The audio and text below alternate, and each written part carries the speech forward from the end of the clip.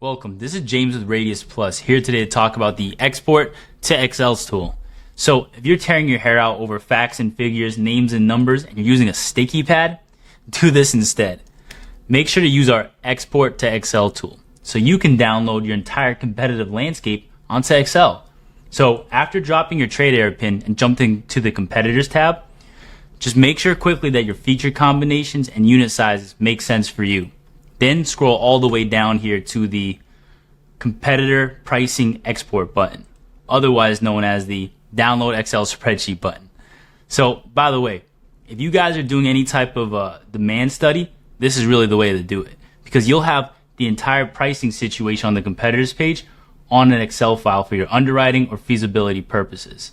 And by the way, if you want to get it on a facility by facility level for the entire pricing history going back further than 24 months, give me a call and let you guys know how to get this set up as well. So if this tool is helpful for you, be sure to click the demo link below so we can grab a time to chat. And don't forget to subscribe to our newsletter as well. Thanks guys. Happy hunting everybody.